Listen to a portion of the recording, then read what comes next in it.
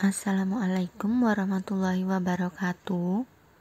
Kami dari kelompok 1 akan mempresentasikan hasil diskusi kami terkait materi aspek manajemen dan organisasi. Sebelumnya saya akan memperkenalkan anggota dari kelompok 1 yang terdiri dari Kaledias Putri Wananda, Siti Saada, Suciarti Nurasya, Rizky Saputri, Ovianti Vanda Salsabila, dan Indah Alfia.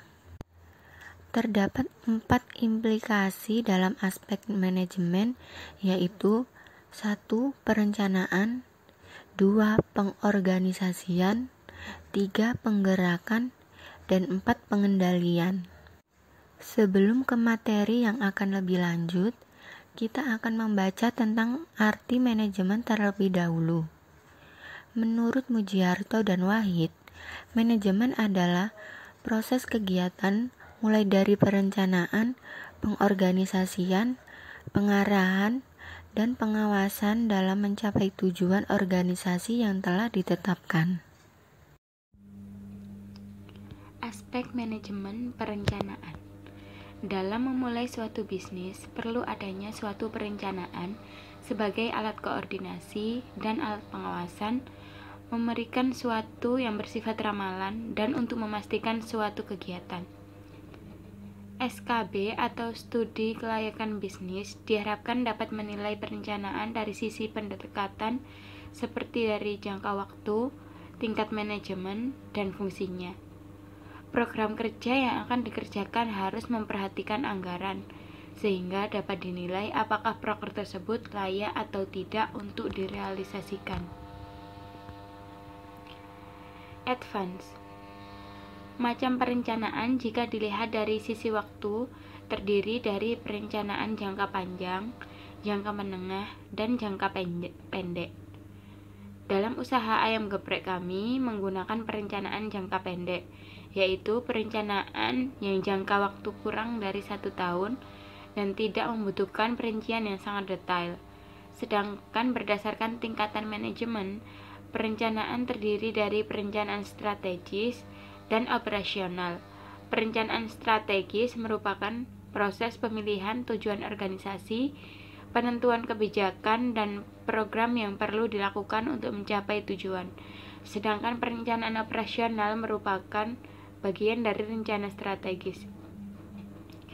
Dalam usaha kami menggunakan pendekatan perencanaan atas bawah atau top down. Artinya, seorang pemimpin akan membuat pengarahan kepada tim atau bawahannya. Dengan metode ini, para staf akan mengetahui peran dan jabatan yang mereka miliki sehingga produktivitas usaha kita akan lebih efektif.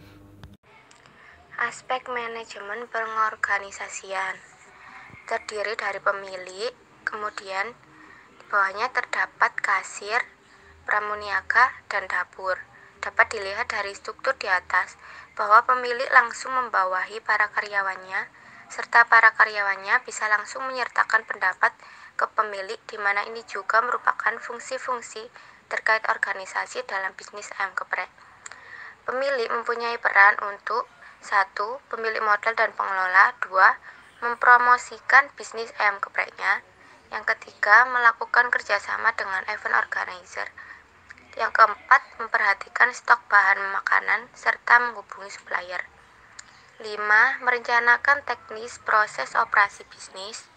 6. Membuat proses prosedur operasional yang harus dilakukan oleh karyawan. Ketujuh, melakukan pembukuan keuangan. Dan yang terakhir, bertanggung jawab atas segala keperluan karyawan serta mengawasinya. Peran bagian dapur atau koki sebagai juru masak, mengawasi persediaan bahan dan kesegaran makanan, melaporkan bahan makanan yang stoknya sudah menipis, dan menjaga kebersihan dapur. Bagian keuangan atau kasir memiliki peran sebagai melayani proses transaksi, memberikan informasi yang dibutuhkan pelanggan, melayani pengemasan pesanan pelanggan, memeriksa dan mencatat data penjualan, serta membuat laporan penjualan. Pelayanan atau pramuniaga. 1. menyajikan makanan yang sudah dimasak ke pelanggan, khusus dine-in atau makan di tempat. 2. Memberikan pelayanan kepada pelanggan. 3. Membersihkan seluruh tempat ayam geprek pada saat tutup. 4.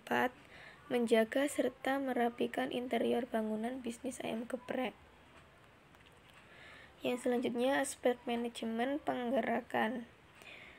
Penggerakan atau actuating adalah suatu tindakan untuk mengusahakan agar semua anggota kelompok mau bergerak dan berusaha untuk mencapai sasaran sesuai dengan perencanaan manajerial dan usaha-usaha. Fungsi actuating sendiri lebih menekankan pada kegiatan yang berhubungan langsung dengan orang-orang dalam organisasi. Setiap sumber daya manusia harus bekerja sesuai dengan tugas, fungsi, dan peran, keahlian, dan kompensasi masing-masing sumber daya manusia untuk mencapai visi, misi, dan proker organisasi yang telah ditetapkan untuk mengimbangi perencanaan dan pengorganisasian yang direncanakan dengan baik. Aspek manajemen pengendalian. Fungsi pokok pengendalian yaitu mencegah terjadinya penyimpangan, memperbaiki kesalahan atau penyimpangan, mendinamisasikan organisasi ke arah yang lebih efisien dan efektif. Bisnis ayam geprek kami melakukan pengendalian dengan mencari tahu apa saja yang tidak sesuai dengan rancangan, menentukan dan menganalisa letak permasalahannya, berusaha mencari solusinya, serta melakukan pengawasan kinerja sumber daya manusia. Apabila menemui kendala saat proses pelaksanaan, kami melakukan pengendalian dengan cara menangani masalahnya secara langsung. Hal ini dilakukan agar produktivitas kerja terus terkontrol sesuai dengan yang diharapkan. Apa kamu tahu tujuan dan faktor pendukung penggerakan? Pertama, tujuan penggerakan atau actuating. 1. Menciptakan kerjasama yang efisien. 2. Mengembangkan kemampuan dan keterampilan. 3. Menumbuhkan rasa tanggung jawab pada pekerjaan. 4. Menciptakan suasana kerja yang menambah motivasi. 5. Membuat usaha atau organisasi berkembang lebih dinamis. Yang kedua yaitu faktor pendukung penggerakan. Pertama, manajer harus bekerja lebih produktif. Kedua, manajemen harus mempunyai tekad mencapai tujuan dan peka terhadap lingkungan. Yang ketiga, manajer harus bersikap objektif. Dan yang terakhir, manajer perlu memahami ilmu psikologi agar mampu berkomunikasi dan memotivasi karyawan dengan baik. Manajemen merupakan alat untuk mencapai tujuan bisnis. Ayam geprek itu sendiri yang memiliki tujuan yaitu memenuhi kebutuhan konsumen terhadap makanan sehat dan inovatif yang dapat bersaing secara unggul di bidang kuliner. Tujuan kami dapat terlaksana dan tercapai karena adanya wadah atau tempat untuk melakukan kegiatan tersebut yang kami sebut dengan organisasi. Organisasi merupakan suatu proses kerjasama antara dua orang atau lebih dalam mencapai tujuan yang telah ditetapkan. Organisasi dalam bisnis ini merupakan organisasi formal, di mana segala kegiatan yang dilakukan terkoordinasi dan strukturnya tersusun secara tegas. Struktur organisasi tersebut menggambarkan tugas, wewenang, dan tanggung jawab masing-masing bagian. Bentuk dari struktur organisasi ini adalah organisasi lini, di mana bentuk organisasi ini pelimpahan wewenangnya langsung secara vertikal dan sepenuhnya dari kepemimpinan terhadap bawahannya.